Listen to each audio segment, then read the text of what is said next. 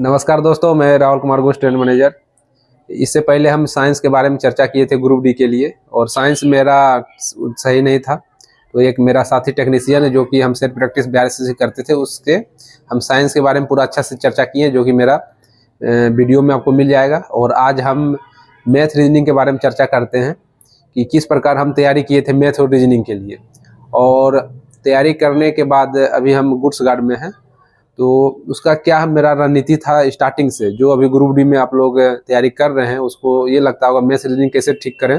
अगर आपका syllabus complete हो मैथ रीजनिंग का, तो ये दोनों बुक आपके लिए बेस्ट है, जो कि किरण इंस्टीट्यूट ऑफ करियर एक्सीलेंस द्वारा पब्लिश किया गया है। ये 1996 से लेकर अब तक का TCS में पूछे गए सारे PYQ क्वेश्चन है। ये बुक आपको नज़दीकी शॉप में मिल जाएगा या ऑनलाइन में मिलेगा। ऑनलाइन का लिंक हम डिस्क्रिप्शन बॉक्स में डाल देंगे, आप वहाँ से विजिट कर सकते हैं। क्योंकि कितना टाइम लग सकता है मैथ रीजनिंग में, कह सकते हैं कि अच्छा से ऑनलाइन कोर्स लीजिएगा तो जल्दी हो जाएगा। 1 से 1.5 साल तक में, 1 साल तक में कंप्लीट कर सकते हैं। ऑफलाइन में थोड़ा टाइमिंग ज़्यादा लग सकता है। 2-2.5 साल मेरा लग गया था मैथ रीजनिंग अच्छा से कंप्लीट करने में। मैथ मतलब ऐसा नहीं है कि सिर्फ अर्थमेटिक पढ़ लिए कंप्लीट हो गया, नहीं। नंबर सिस्टम पढ़ना है, अर्थमेटिक पढ़ना है, एडवांस पढ़ना है और अच्छा से पढ़ना है। उसके साथ प्रीवियस भी देखना है। प्रीवियस क्या देखना है उसके बारे में भी चर्चा करेंगे। पहले हम मैथ नंबर सिस्टम से स्टार्ट करते हैं।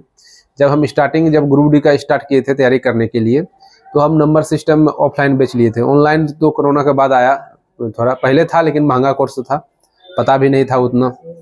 तो हम ऑफलाइन स्टार्ट किए थे अपना, जहां हम तैयारी करते थे। तो ऑफलाइन में हम नंबर सिस्टम लिए, उसको पढ़े। 6 महीना लग गया उसको पढ़ने में। उसके बाद फिर अर्थमेटिक का लिए। अर्थमेटिक पढ़ने के बाद, अर्थमेटिक 1 साल लगभग हमको लगा था पढ़ने में, 1 साल या 1 साल प्लस कह सकते हैं। उसके वो कंप्लीट होने के बाद हम रीजनिंग और एडवांस मैथ दोनों साथ में लिए थे। रीजनिंग का हम और एडवांस के ले लिए, दोनों साथ में लिए, दोनों को हम कंप्लीट कर लिए। कह सकते हैं कि 2.5 साल में मेरा अर्थमेटिक भी सही हो गया, नंबर सिस्टम भी सही हुआ, एडवांस भी सही हुआ और रीजनिंग भी सही हो गया। सही हो मतलब पढ़ लिए, नोट्स बना लिए। हाँ, एक बात ये भी है कि आपको नोट्स भी बनाना है। ऐसा नहीं हो कि पढ़ लिए सिर्फ नोट्स हम नहीं बना पाए तो बाद में दिक्कत होगा। हम शुरुआत में मेरा यही हुआ था, नंबर सिस्टम का हम नोट्स नहीं बना पाए, तो बाद में फिर हमको number system online course corona बीच में आया तो उसके लिए हम पढ़ लिए थे। NTPC से पहले हम एक बार नंबर सिस्टम पढ़ लिए। क्योंकि नंबर सिस्टम में क्या होता है कि जितना आपको एडवांस मैथ देखने को मिलता है, उतना आपको नंबर सिस्टम से आपको मिल जाएगा देखने को क्वेश्चन।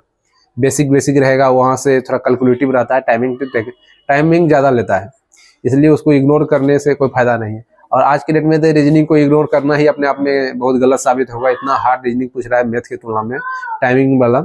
आपसे क्वेश्चन बन जाएगा लेकिन प्रैक्टिस के कारण आपका टाइमिंग ज़्यादा लगेगा। इसलिए आपको प्रॉपर मैथ, रीजनिंग, एडवांस और नंबर सिस्टम तीनों को देख के चलना है। और जब ये कंप्लीट होने के बाद आप नोट्स बना लें, उसको रिवीजन करना है। और प्रीवियस ईयर जो अभी तक पूछा गया क्वेश्चन है कोई भी बुक का, या उसके लिए हम बुक के बारे में बताएंगे, तो वो बुक से आप चर्चा पूरा प्रीवियस के बारे में टॉपिक वाइज, चैप्टर वाइज बना लीजिए उसको। और उसके बाद जो क्वेश्चन बैंक मिक्स रहता है जो से वो प्रैक्टिस करने के लिए, वो एक सेट कम से कम डेली कीजिए। किसी का भी ग्रुप डी या NTPC का प्रीवियस ईयर का उठाइए, उसको प्रैक्टिस स्टार्ट कीजिए। रीजनिंग का सेम टाइमिंग लगा के कीजिए, जिससे क्या होगा, आपको सेट में बहुत बेनिफिट मिलेगा। इसको होता है क्या, यहाँ से टाइमिंग में आप किए, मान लीजिए यहाँ पर उतना अच्छा स्कोर नहीं आया, उतना टाइमिंग का आप पूरा पाबंदी में है, तो आपको क्या होगा, जब सेट प्रैक्टिस फुल सेट कीजिएगा उस समय आपको बहुत टाइमिंग का ये इशू नहीं होगा। बहुत में टाइमिंग किसी में कम लगा, किसी में ज़्यादा, वो मैनेज हो जाएगा आपको। और जो सेट प्रैक्टिस कीजिएगा उसके लिए हम सेपरेट वीडियो बनाएंगे कि ग्रुप डी का सेट प्रैक्टिस किस करें। किसी का टाइमिंग इशू रहता है कि टाइमिंग बनाते बनाते खत्म हो गया, किसी का रहता है कि बन ही नहीं रहा है मैथ रीजनिंग, बहुत सारा समस्या है, उसके बारे में चर्चा करेंगे। क्योंकि मेरा भी सेट जब सिलेबस कंप्लीट कर लिए तो 40-45 से मेरा नंबर स्टार्ट हुआ था ग्रुप डी, जब स्टार्टिंग किए थे सेट ऑफलाइन। उसके बारे में भी चर्चा करेंगे, नेक्स्ट वीडियो में वो करेंगे, क्योंकि लंबा वीडियो हो जाएगा। ऑफलाइन मारना है या ऑनलाइन मारना है, और सेट मारने के बाद क्या नोट करना है, क्या नहीं करना है, कमेंट भी कीजिएगा उसके बारे में, वीडियो बनाए या नहीं। तो अब मैथ पर आते हैं। मैथ रीजनिंग प्रीवियस लेके उसको प्रैक्टिस करना है, अपना नोट्स भी देखना है, प्रैक्टिस भी करना है।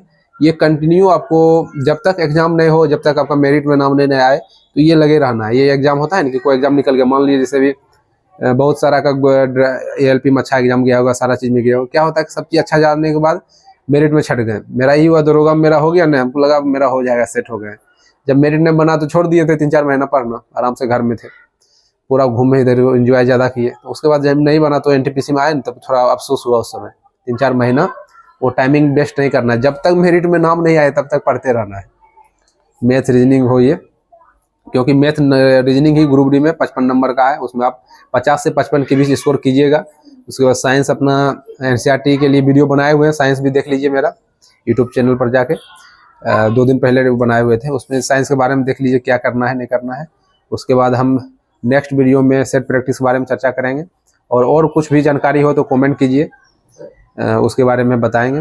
तब तक के लिए जय हिंद, मिलते हैं नेक्स्ट वीडियो।